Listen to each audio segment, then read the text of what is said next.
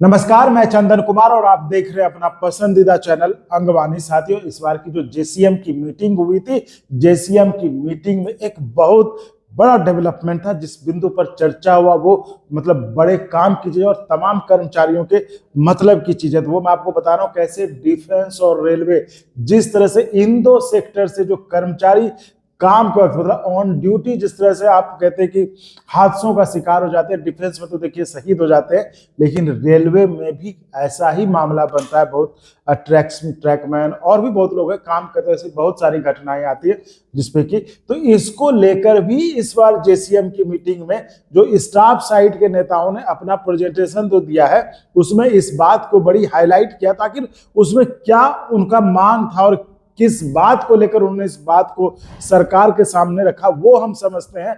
हमारे वेतन आयोग के एक्सपर्ट पाठक सर, एल.एन. पाठक सर हमारे साथ फिर है। सर पाठक सर, बहुत स्वागत है सर आपका। सर को तो आप जानते ही हैं, पाठक सर ने आपको शुरू से आपको वेतन आयोग की एक महीन बारीकियां समझाई, तो इस पर भी हम सर से जानते हैं। सर, ये जो इसको लेकर आखिर उस जेसीएम में इस बात को लेकर रखा गया, इसका मतलब क्या हुआ, थोड़ा समझाइए जरा। इसका मतलब ये है कि वैसे तो भारत सरकार के 51 मंत्रालय है, सबके लिए पे कमीशन तो सबके लिए रिकमेंडेशन करता है। लेकिन भारत की जो डिफेंस है, जो रक्षा है, रक्षा उद्योग है, ऐसे ही भारतीय रेल है जो ट्रांसपोर्ट का है, दोनों का ये कहने की आवश्यकता नहीं है। आम जनता भी इस चीज को जानती है, सरकार भी जानती है। रेल मंत्रालय अपने उसमें अधिकृत रूप से इसको पब्लिश भी करता है कि जैसे डिफेंस ऑर्गेनाइजेशंस हैं। अब डिफेंस में अभी बहुत जल्दी आपने पिछले महीने आपने देखा, पिछले दिनों अखबारों में भी छपा कि जहां एक्सप्लोसिव्स बनते हैं, जहां आरडीएक्स है, आयुध कारखाने हैं, जहां उनका स्टोर है, जो उनकी स्टोरिंग चीजें हैं, मैन्युफैक्चरिंग है, तो इस सब ये जान जोखिम और जानलेवा कार्य हैं उनके। उसी तरह से भारतीय रेल है, रेल के सिस्टम में, प्रणाली में ये भी स्टेब्लिश्ड है। इस विषय पर काफी चर्चा हो चुकी है और लगभग 400 से 500 कर्मचारी शहीद हो जाते हैं। उनको शहीद सरकार मानती नहीं है।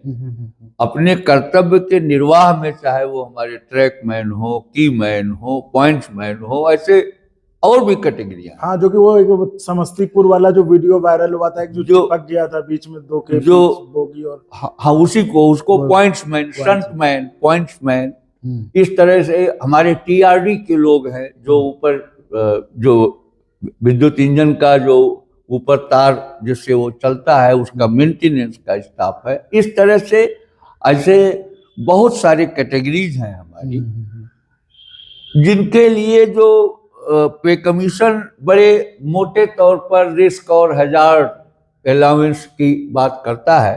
तो आज इस बात को भी रेखांकित किया गया है कि भारत सरकार के दो मंत्रालय, एक डिफेंस मंत्रालय रक्षा उद्योग उसके रखरखाव, और भारतीय रेल का रखरखाव, रेल का ऑपरेशन, ये बहुत ही गंभीर, जटिल और हर पल हर क्षण जान की उसकी जोखिम रहती है।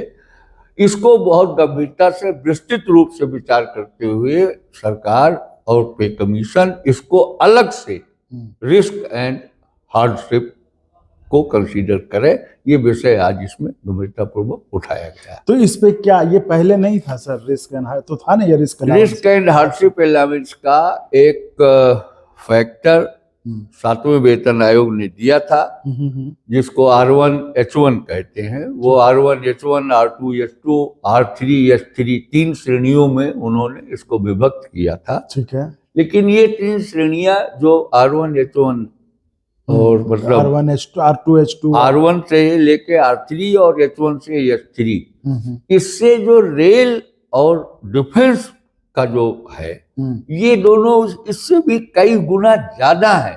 अच्छा। जहां पर उसकी गणना मतलब जितनी भी है सब H3 से भी ऊपर है, R3 से भी ऊपर है रिस्क। हर पल हर क्षण जहां जीवन की रिस्क है उसको सामान्य फार्मूले और सामान्य जो पे कमीशन की रिकमेंडेशन है उससे कवर अप नहीं होता है।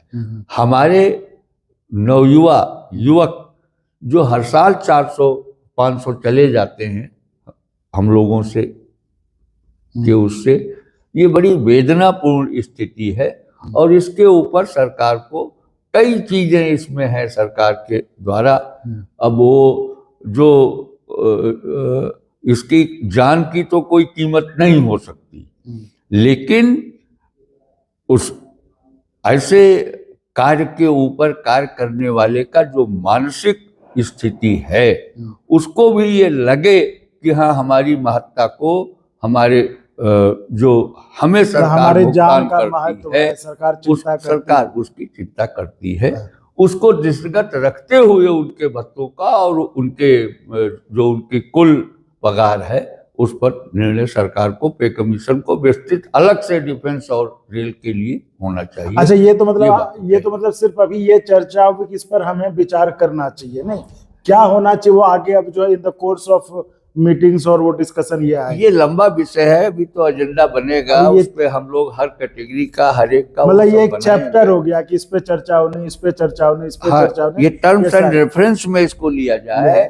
आज की विषय इतना ही था कि इसको अलग से टर्म्स एंड रेफरेंस में जोड़ा जाए कि डिफेंस और रेलवे इन दोनों के रिस्क एंड हार्डशिप अलाउंस को मतलब फिर से चर्चा होने के बाद सारी परिस्थितियों के आकलन के बाद तब उसको रिस्क एंड हार्डशिप अलाउंस की गणना की जाए। तो साथियों, जैसा कि हम शुरू से कहते रहो, इस बात को मानते भी हैं कि किसी भी नुकसान की भरपाई तो कोई सरकार का मुआवजा या फिर कोई वेतनमान नहीं कर सकता, ना कोई वेतन आयोग। लेकिन ठीक है, जो एक तरीका है कि अगर रिस्क एंड हार्डशिप अलाउंस के जरिए अगर उनके जो आश्रित हैं, इसमें एक बात हम आपको और जोड़ दें कि इसमें रेलवे ने, भारतीय रेल मंत्रालय ने एक कमेटी बनाई भी थी। उस कमेटी में कुछ कैटेगरियों के लिए काफी लंबा चर्चा चला, सालों कमेटी की कई बैठकें हुई, एक निर्णय भी हुआ कि उस अलाउंस को किस तरह लागू किया जाएगा, किनको किस तरह दिया जाएगा, कौन R1 R2 S3 में आएंगे। ये कमेटी की रिपोर्ट वित्त मंत्रालय में करीब 1.5 साल से लंबित है, आज तक निर्णय नहीं ले पाई है। डिफेंस के यहाँ रक्षा उद्योग में अभी कमेटी ही नहीं बनाई गई है, 7वें वेतन आयोग का ये निर्णय है। आज ये भी कहा गया है कि जिन जिन मंत्रालयों के जो भी चीजें फाइनल हो चुकी हैं, ये सरकार और सरकार का तंत्र ऐसा रहा है कि पे कमीशन की घोषणा होती है तो जितनी चीजें हैं वो सब पे कमीशन विचार करेगा, पे कमीशन को रेफरेंस कर दी जाती है। ये नहीं होना चाहिए।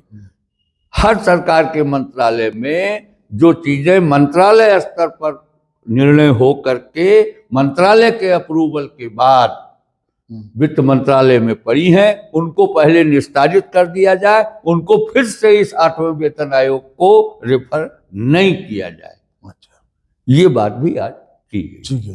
तो वैसे साथियों, मैंने कहा कि कोई भी वेतन आयोग या कोई भी मुआवजा किसी भी नुकसान की भरपाई नहीं कर सकता है, लेकिन हाँ ये कोशिश जरूर की जा सकती है कि जो कर्मचारी जिसने ऑन ड्यूटी मतलब देश की सेवा करते वक्त उसने अपनी शहादत दे दी, तो कम से कम उनके जो आश्रित हैं उनको आगे जीवन में कठिनाइयों का सामना ना करना पड़े, तो उनके लिए रिस्क एंड हार्डशिप अलाउंस इस तरह से हो, या फिर उनको जो जीवित हैं लेकिन उस तरह से कोई खतरा हो गया जो नहीं कर सकता है काम, उनके लिए ऐसा कुछ इंतजाम हो जिससे उनका आगे का जीवन सही रहे, उनके परिवार का जीवन सही चलता रहे। इस बात को लेकर भी बड़ी प्रमुखता से जो जेसीएम के स्टाफ साइड के नेताओं ने सरकार के सामने इस बात को चर्चा करी। तो देखिए, ये पहली मीटिंग थी जेसीएम की जिसमें कि कुछ भी तय नहीं होता, ये सिर्फ तय किया जाता है कि इस पॉइंट पे चर्चा करेंगे, चर्चा का ये पॉइंट भी रहेगा, ये पॉइंट भी रहेगा, और इस तरह से तमाम पॉइंट्स पर एक सहमति बनाने की कोशिश की गई कि इन पॉइंट्स पर, इन बिंदुओं पर हम चर्चा करेंगे। अब जब मीटिंग होगी पूरे पे कमीशन की, उसमें फिर जो है अच्छा ये चीज है रिस्क एंड हार्डशिप अलाउंस है, तो उसमें क्या होना चाहिए, कैसे होना चाहिए, तो वो सारी चर्चा लंबी होगी। तो वो जब जैसे जैसे चर्चा आगे बढ़ेगी, जब जो भी तय होगा, तो हम आपके साथ पाठक सर के साथ फिर आपके इसमें हाजिर होंगे, आपको बताएंगे, आपको हर अपडेट देंगे। तो फिलहाल इस वीडियो में इतना ही। आप ऐसे ही चैनल को लाइक शेयर सब्सक्राइब करते रहें और संभव हो तो ज्वाइन भी करिएगा, जिससे हमें आपके लिए और गुणवत्तापूर्ण कंटेंट के निर्माण में मदद मिले। बहुत बहुत धन्यवाद सर। और अगर आपको अच्छा लगा तो एक बार और आपको मैं कहना चाहूँगा कि आप इसको प्लीज सब्सक्राइब और शेयर करते रहें, ताकि हमारा भी मनोबल और सपोर्ट बना रहे।